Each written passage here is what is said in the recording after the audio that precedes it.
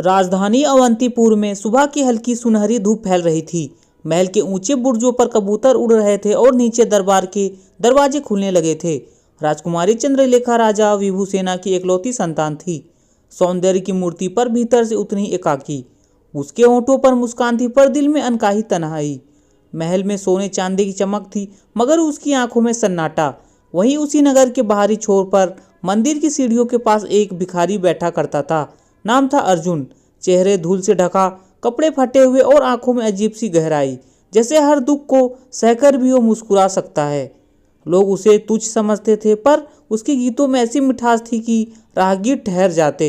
वो गीत गाता था, दुनिया की दौलत झूठी है, सच्चा तो बस प्रेम ही है। कौन जानता था कि यही गीत एक दिन राजमहल की सबसे ऊंची दीवारों तक पहुंच जाएगा और वहां बैठे एक सुनहरे पिंजरे में बंद दिल को झकझोर देगा। राजकुमारी चंद्रलेखा महल की छत पर बैठी थी। नीचे देखती तो दूर से सड़क पर उस पार मंदिर दिखता था और मंदिर के सामने वही भिखारी बैठा रहता। हर दिन शाम वो देखती कि कैसे वो बुढ़िया को खाना बांटता और बच्चों को हंसाता और अपने फटे कपड़े के बावजूद सबको दुआ करता। राजकुमारी के भीतर एक अजीब सा खिंचाव महसूस होता। वो नहीं जानती थी कि क्यों, पर उसकी नजर रोज उसी की ओर चली जाती। एक दिन उसने अपनी दासी मालिनी से पूछा, मालिनी, वो मंदिर के पास जो गाता है वो कौन है? मालिनी मुस्कुराई, राजकुमारी, वो तो अर्जुन नाम का भिखारी है। कोई नहीं जानता कि कहाँ से आया, बस सालों से मंदिर की सीढ़ियों पर बैठा रहता है। लोग कहते हैं कभी वो सैनिक था, युद्ध में सब खो दिया। राजकुमारी चुप रह गई। रात भर उसे वही गीत सुनाई देता, सच्चा तो बस प्रेम ही है।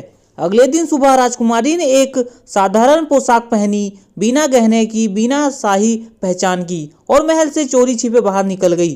पहली बार उसने राजमहल के बाहर की धूल अपने पांव में महसूस किया।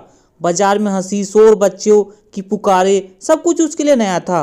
वो मंदिर पहुंची। अर्जुन वहां बैठा हुआ था, एक टूटी वीणा बजा रहा था।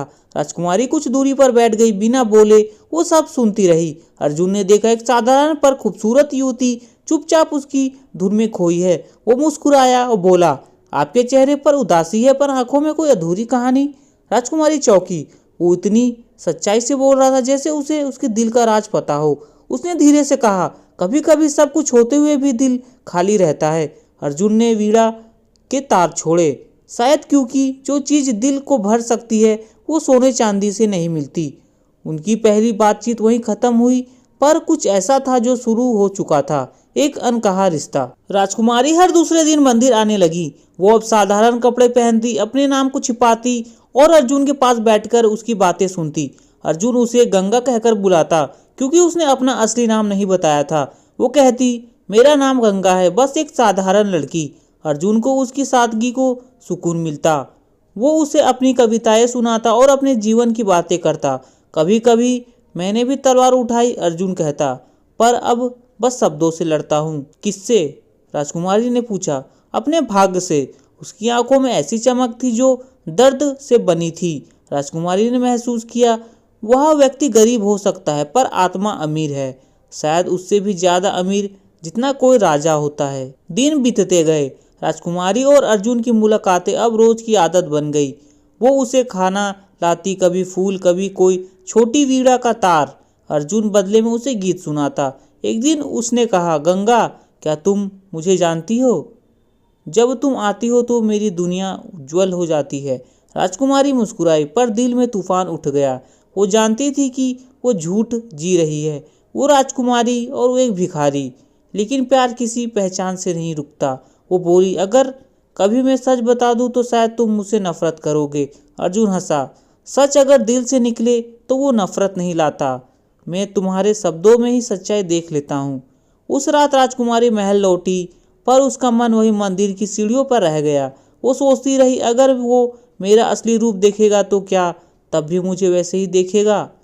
महल में अगले दिन हलचल थी।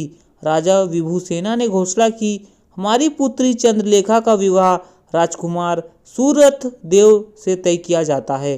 राजकुमारी का चेहरा फीका पड़ गया। उसकी रगों में ठंडा लहू दौड़ गया। वो सोच भी नहीं पाई कि अब वह सब खत्म हो जाएगा। उसका नया जन्म, प्यार, उसके अधूरे शब्द। रात में उसने महल के पहरेदारों से बचकर चुपके से बाहर निकल गई। मंदिर पहुंची। अर्जुन वहीं था।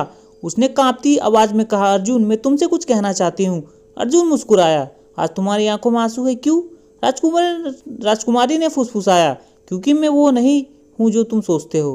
क्या मतलब? अर्जुन ने पूछा। राजकुमारी बोली, मैं चंद्रलेखा हूँ, अवंतपुरी की राजकुमारी। अर्जुन की आंखें फैल गई। उसने कुछ पल तक कुछ नहीं कहा, फिर सिर झुका लिया। तो मेरा स्थान तुम्हारे पास नहीं राजकुमारी, उसने धीमे स्वर में कहा। मैं मिट्टी का हूँ और तुम सोने की। राजकुमारी ने उसका हाथ पकड़ लिया। नहीं अर्जुन, तुम वही हो जिसने मुझे जीना सिखाया। मैं पहली बार किसी को देखती हूँ और अपना दिल पा लेती हूँ। दोनों के बीच चुप्पी थी, पर उस चुप्पी में दुनिया की सबसे सच्ची बात छुपी थी।